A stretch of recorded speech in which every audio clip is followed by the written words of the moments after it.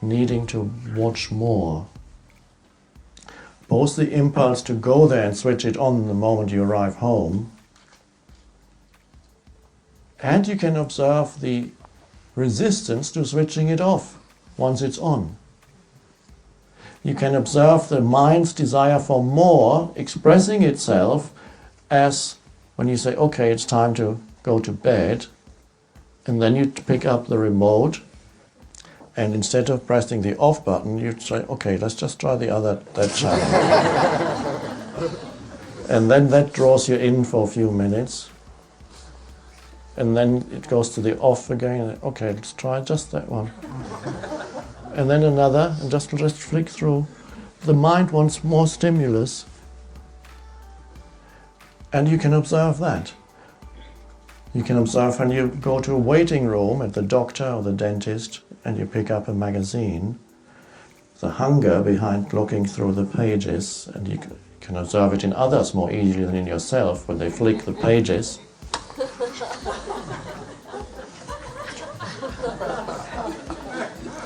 They are consuming the magazine. The mind is consuming the magazine hungrily. They stay with each page for a few seconds. Occasionally there's a little thing that catches their attention for a minute. And it's very helpful if you can observe that in yourself. It's all to do with the mind's grasping for more. That this moment isn't full enough, I need to put some more into me. I saw a few newspapers around here. Maybe better to leave them alone. But observe the desire to go there and open it. Or if you're lucky, it's in Danish, and many of you don't know Danish, so that's okay.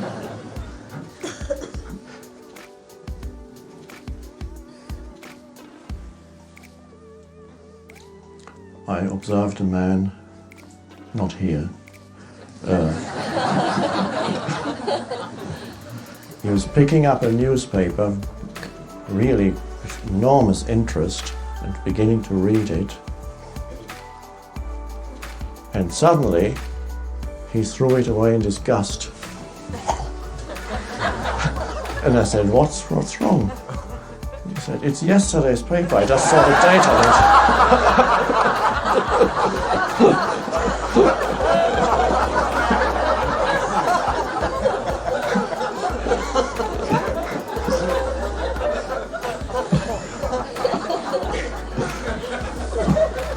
Completely worthless.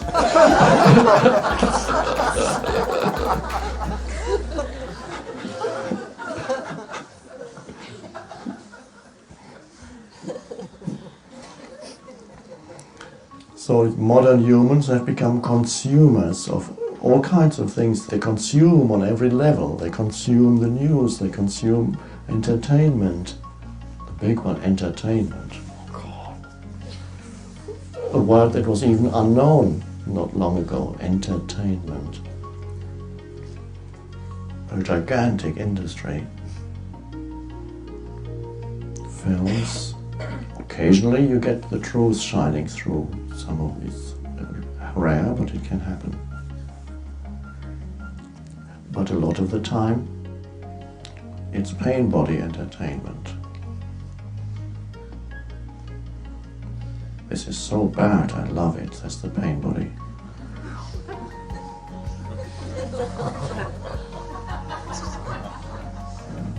This film will make you feel really bad, and then they all come to watch it. To feed their pain bodies through watching dreadful things. Films made by pain bodies for pain bodies.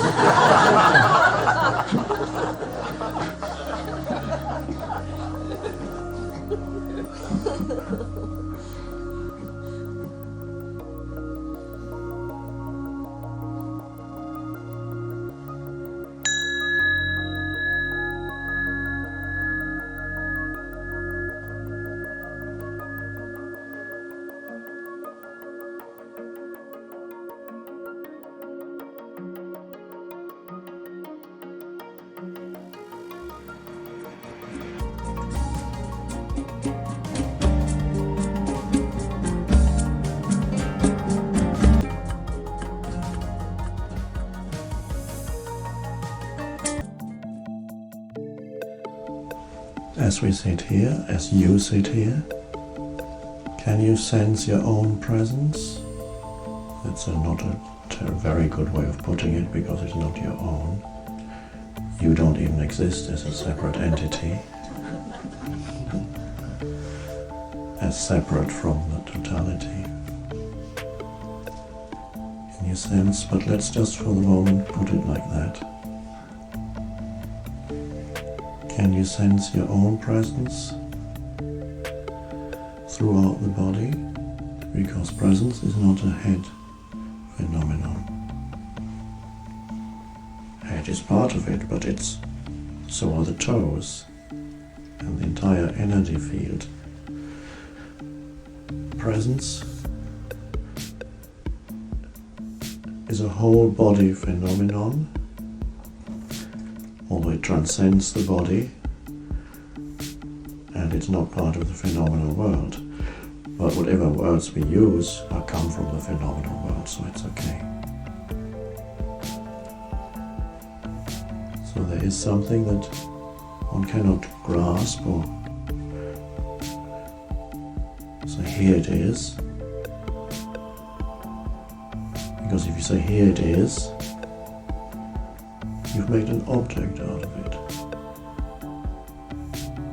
In consciousness. A concept, an idea. Here it is. And yet presence is consciousness itself. So you can never say, here it is. Always saying, here it is. All you can say is, here I am.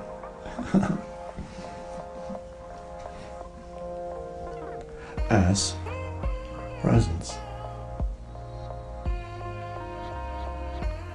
There's also presence is not confined to the inner. Ultimately this is just an artificial division between inner and outer. There's presence in the room, a field of presence. So it's within and without. So this is an entry point into presence, is the feeling of your inner energy field.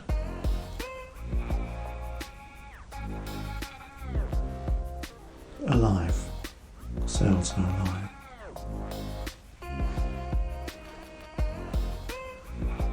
When you feel that, you can't think very much.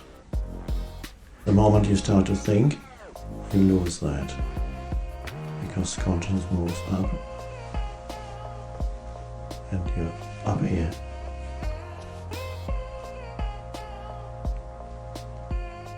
It's quite possible that body awareness was one of the original teachings of the Buddha. Some people claim that, nobody ultimately knows. There are some sutras that point to that. As is probably the awareness of breathing, and they are closely connected, because if you follow your breath with your attention moves into the body. And you can then feel parts of the body as you follow your breath with your attention as you breathe in. It seems almost as if the breath were reaching even into your legs or feet, although science will probably tell you, well, you're not actually breathing into your legs. The attention moves there. Whenever you are tortured by obsessive thoughts or any kind of thoughts, a never-ending stream of pointless thinking, which is most of the time, use the inner body as an entry point into presence. And you may notice the first thing, if the mind is very active, Or you're faced with a challenging situation and the mind wants to react out of its old conditioning. The mind will say, I can't be present in the body. Not now, I can't be present now, not now. Wait until I feel a little better, until things have changed. I haven't got the time now. Can't even think about it, I can't be present now. And then you do it anyway. Feel your hands, arms, feet. Take a few deep breaths and follow the breath with your attention into the body. And quickly you feel an aliveness in the inner energy field. And there's your anchor for presence. And then presence becomes a globalized sense of aware aliveness. And there you are. And a few minutes ago the mind told you that you can't do it. If you believe that thought every time it comes, then you'll never go into the body because I'll do it some other time. I have too much on my mind now. And there you are. So this is to practice also when things are easy in your life. Like now, relatively easy, except for one or two people who may have an ache or pain. And that's okay. Somewhere in the body, there are other parts of the body that are fine. There's still the global feeling of aware presence. So there is sensing yourself as that presence here. Your awareness is then partly here, in here, so to speak, and partly on the outer world, which at this moment is not challenging, it's helpful. That's good. You can hear the words, you can perceive the room perfectly well, you can see the flowers, the lights, aware of everything, but aware also of the presence that you are, without which nobody would be aware of this room and this voice. It wouldn't even be there. There would just be atoms and molecules floating around, with mostly empty space in between. So you create this world as the conscious presence every moment. But don't lose yourself in the creation. But since that has happened, that also had its place and its purpose. God as yourself, the one consciousness, the one life, must have wanted to lose itself in the creation and then wake up. And then know him, her, itself. It's a cosmic thing, not just little personal. It's huge. You're part of something huge. So as you sit here, some awareness is within the aliveness, the presence that you are, as the consciousness in which whatever you perceive appears. And that means you're deeply rooted in being.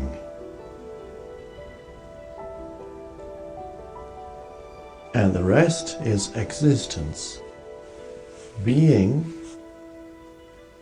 is that which is not manifested as a form, the underlying one in life. Existence is that, the word already tells you that, it's that which stands out. Ex ist from Latin, stands out. Ex, out. So that which exists is a form that comes out of the unmanifested and manifests. As a thought, as a body, as a solar system, the galaxy, or blade of grass, or microbe. So existence is whatever you can perceive with the senses, and beyond there are other things that you cannot perceive, that's also existence. Spirit presences also exist. Devas, nature spirits, exist, although most humans can't sense these things, see them anymore. Gods probably exist. Gods, beings, angels, whatever you want to call them, all kinds of entities, and yet they exist. They may be deeply rooted in being. They may not be under the illusion that they are separate little entities. And yet they exist. They can be and exist at the same time. They can be rooted in this one source of all life and be out as an acting agent in the sense-perceived world. And we are learning that also. Nature also is rooted deeply in being, but at an earlier stage, natural connectedness with being without yet knowing it fully.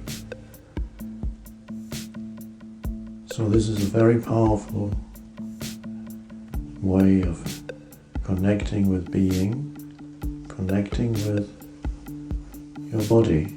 It's more than body. The invisible life that animates the body, the intelligence field.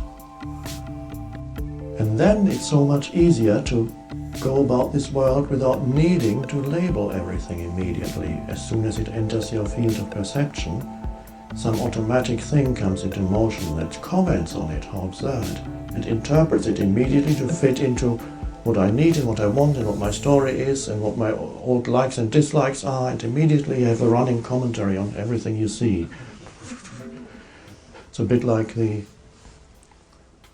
almost like the robot from the future in some of these films by our friend Arnold. And so this robot from the future comes, and then sometimes the viewer of the film looks through his eyes, and whenever he sees a new situation, his field of vision is like a computer screen, and then the computer screen analyzes the situation. Male weighing such and such height, approaching at such and such a speed, carrying a submachine gun, level of threat 9, and all kinds of quick analysis. Now, if anybody had to do that, they would be very slow. If you had to analyze analytically every situation, imagine driving a car like that. That's why even the most powerful computer in the world cannot yet drive a car from A to B in a small town. Just can't do it. And a human doesn't need to be particularly intelligent, it seems, to be able to do that.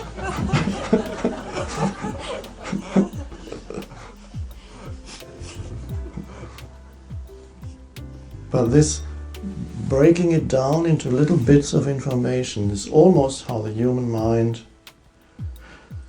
the conditioned mind, when you're lost in it, how it operates. You meet somebody and immediately you start formulating opinions and judgments and compare him or her with yourself and see where he or she fits in. Are you better, higher, more spiritual, more wealthy, better looking, stronger?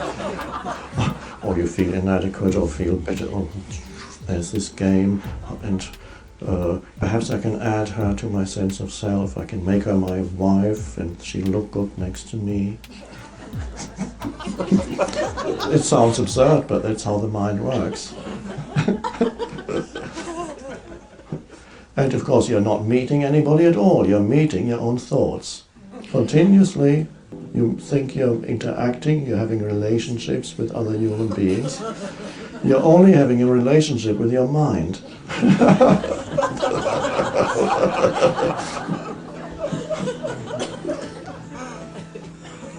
And then you marry her or him,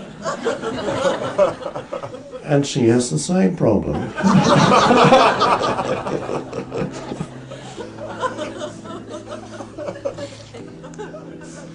A little later, they can't stand each other anymore.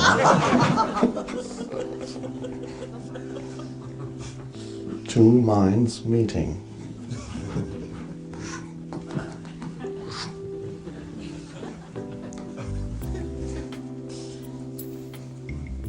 So that compulsion to go about the world and, according to your conditioning, immediately interpret everything and immediately have an opinion about it. I'm always perplexed when, after somebody asks me, what do you think of this person, such and such, that perhaps I have just met or whatever. Oh, nothing.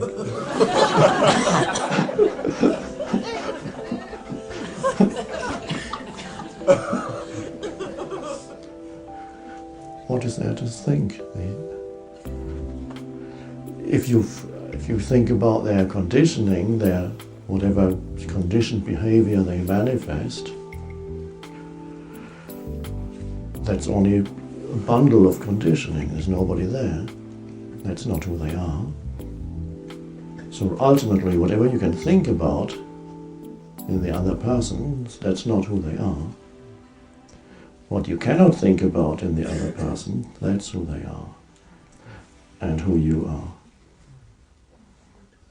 You conceptualize yourself as an entity that consists of mental positions and mental images and concepts. Me, story of me, and then you do it to others. So being here as an alive presence, the pull is greatly reduced, the pull to label everything immediately. When you sense, when you're in the background, the presence that you are, the entire being that you are, you sense that as the presence, and then you perceive. Then the need to label is hardly there. Still occasionally little thoughts may drift in and out, that's okay. But to a large extent you will be able to be there as a higher intelligence, because that's what it is, the unconditioned intelligence that is presence. And not be there as a little personalized entity that says me. No matter how intelligent, how developed my mind is, you're still a little egoic me, wanting something or fearing something. And so that is particularly when you meet human beings, because we've been talking about being present with nature, being present with a tree and a flower and look without needing to call it anything, unless you have to say something to someone. But in the act of perception, there's the background of aware stillness. And that's relatively easy. Nature is not actively thinking, it's not conducive to thought. It becomes more difficult when you meet humans, because most humans are noisy minds. That's who they think they are. They're walking around with noisy minds. And immediately it's very challenging to meet another human being, because you're meeting, in most cases, an egoic entity. They don't know who they are. They think they are their story.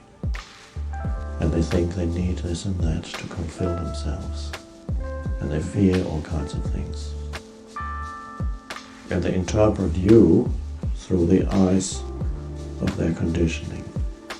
And so in the interaction with humans, it's essential to be there as presence and not as a labeling mind. And so if you can sense the inner body when you're facing another human being, somebody you've never met before, somebody you know already, doesn't matter. Somebody you're meeting very briefly,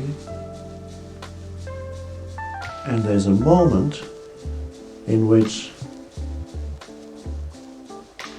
perhaps you ask, can you tell me where such and such a street is? You're stopping a stranger in the street. Can you tell me where such and such a street is? And he or she says, it's over there, go that way. And there's a moment of perhaps 3 seconds in which you just look at him and you say thank you. In that looking, there was stillness. Just thank you. There was no judging. There was just a field of presence. That means you truly met another human being. You connected at a deeper level. And that is only possible when you are not lost or react to the world of form. The form